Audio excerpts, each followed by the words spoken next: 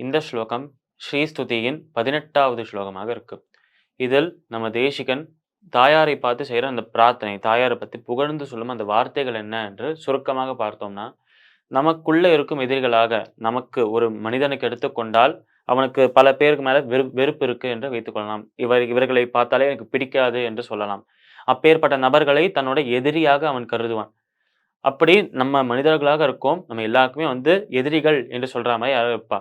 இந்த மாதிரி எதிரிகள் என்பது வெளியில இருக்கிறவா கிடையாது. உனக்குள்ள தான் உன்னுடைய எதிரிகள் இருக்கிறார்கள் என்று சொல்றார் நம்மளோட தேசிகன்.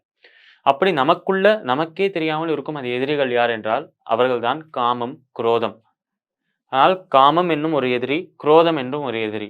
இந்த 2 எதிரிகள் தான் நமக்குள்ளேயே இருந்து, நமக்கே தெரியாமல் நமக்குள்ளேயே வசித்து, நமக்குள்ளேயே செயல் செய்து கொண்டிருக்கின்றன. இந்த காமமும், குரோதமும் என்ன சொல்றதோ, இந்த ஒரு ஆசையும், கோபமும் என்ன சொல்றதோ, அதை தான் நம் மனம் கேட்கிறது, நாமும் கேட்கிறோம். அதனால் நமக்கு உண்மையாகவே எதிரிகளாக இருப்பது இந்த காமமும், குரோதமும் தான். அப்படி இந்த ஆசையையும், இந்த கோபத்தையும் அடக்கணும். இந்த எதிரிகளை வெற்றி கொள்ளணும். நார்மலாக சாதாரணமாக நம்ம வாழ்க்கையிலேயே என் எதிரிகளை நான் வெற்றி கொள்ள வேண்டும் என்று சொல்வா. ஆனால் அவளுக்கு தெரியாது, அவர்களும் உன்னைப் போலவே தவித்துக் கொண்டிருப்பவர்கள் தான். அவர்களுக்கும் காமம், குரோதம் என்ற எதிரிகள் இருக்கா. அதனால இவன் என் எதிரி, அவன் உன் எதிரி என்று சொல்வது ஒரு பொய் அபிமானமாக தான் இருக்கு. ஒரு பொய்யான விஷயமாக தான் இருக்கு.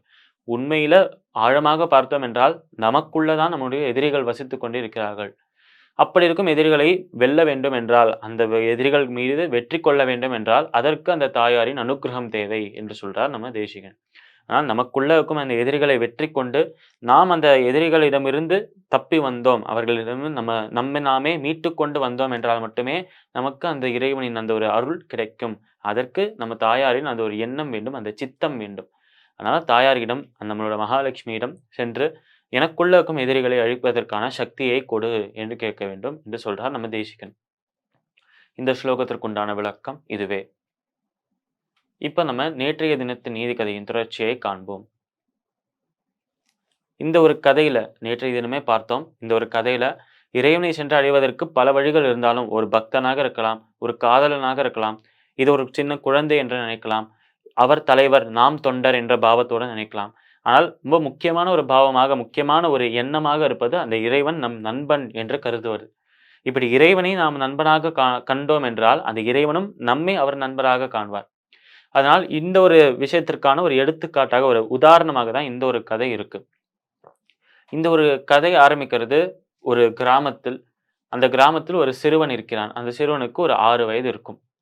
இப்படி 6 வயது இருக்கும் இந்த சிறுவன் ஒரு அந்தண குடும்பத்தில் பிறந்ததால், அவன் தந்தை தினமும் செய்யும் அந்த பூஜைகள் எல்லாம் பார்த்து